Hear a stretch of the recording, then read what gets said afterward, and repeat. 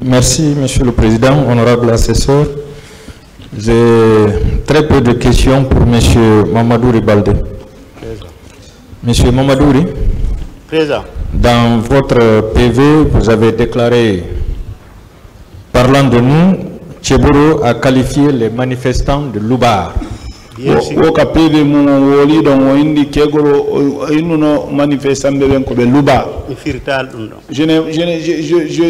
le maintiens encore. Alors, je veux savoir si les manifestants étaient armés de fusils ce jour. On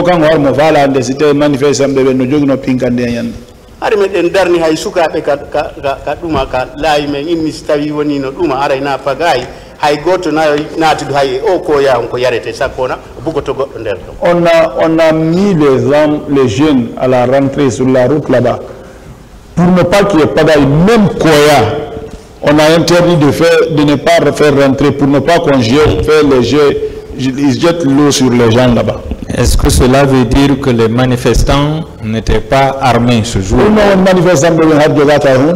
Rien. Est-ce que vous savez que la manifestation est un droit constitutionnel reconnu par plusieurs conventions internationales? Aussi donc c'est-à-dire on a manifestation et c'est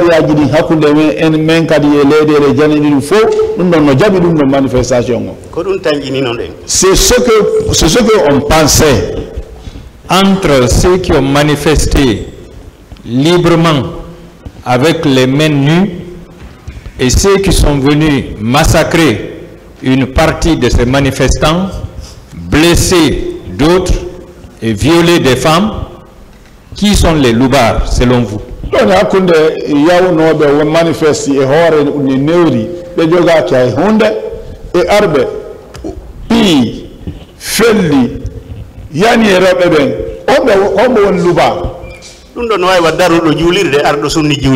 Ça c'est comme celui qui a construit une mosquée et celui qui est venu incendier la mosquée.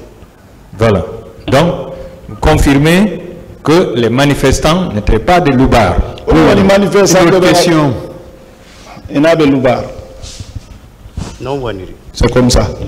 Au niveau de la pelouse, vous avez dit qu'il y a eu plusieurs morts. Est-ce que c'était des centaines?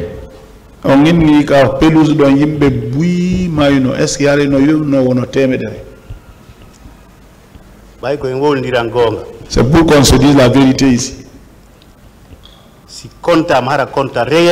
Si on arrive à compter de façon réellement compter, et ça va dépasser 200 morts qui sont morts là. D'accord. Est-ce que vous confirmez que le commandant Toumba empêchait les bérets rouges de brutaliser les leaders politiques ce jour-là? Colonel Toumba no sakko no bérets rouges bébé fita be barmi leader bébé. Lui-même s'il rentrait ce jour-là, et il n'allait pas dormir le fait d'avoir des coups. Vous confirmez que le leader Feu Jean-Marie Doré avait reçu des coups de la part de ces bérets rouges? Ou si tu as dit ben bérets rouges bébé fauno jungo Jean-Marie Doré kadi be pinom. Il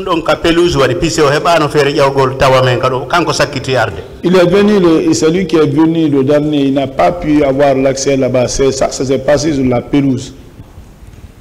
Donc si vous n'avez pas pu accomplir entièrement votre mission qui consistait à protéger Elhadji Cellou Dalein Diallo, c'est parce que vous avez été empêché par les militaires. Oui ou non? Si tu as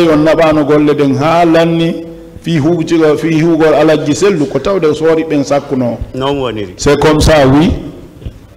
Toujours dans votre PV, vous avez déclaré qu'une fois à la terrasse, un béret rouge a enfoncé son poignard dans votre tête. Est-ce que vous confirmez ça?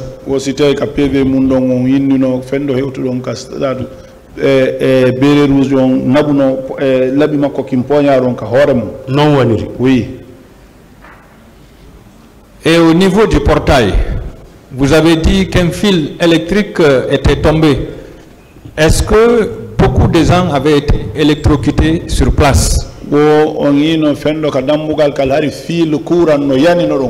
aussi tawi yimɓe buyi courant warno ɗon kadi yimɓe buyi courant nanguno ɗon pisse na fisa ari a yaaɓi de a ɓattoto dungi poode. Vous savez, beaucoup sont morts là-bas. Ce n'est pas le fait que vous montez sur le filet, à quelques mètres seulement, ça vous attire. Donc cela veut dire que et les policiers, et les gendarmes, et les militaires, personne n'avait fait un cordon pour dire à ces manifestants de ne pas passer par là. Ko ɗum woni police gendarme fo hay goto sakkano ko yimɓe ɓen fiita ɓe rewɗon fiita courant ɗo memuɓe ala no ɓe sakkoro ko ɓe ronki warde to ɓe faalayo courant on waru. Alors comment ils peuvent empêcher que les gens viennent là-bas? C'est ceux qui se sont sauvés de leurs mains là-bas qui n'ont pas pu tuer. C'est ceux que le courant aussi tuait. Hein? Donc on peut conclure que ce sont eux-mêmes qui ont coupé ces fils électriques pour faire électrocuter les manifestants. On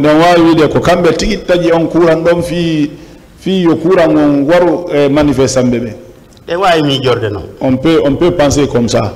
Je vous remercie beaucoup, je remercie le tribunal.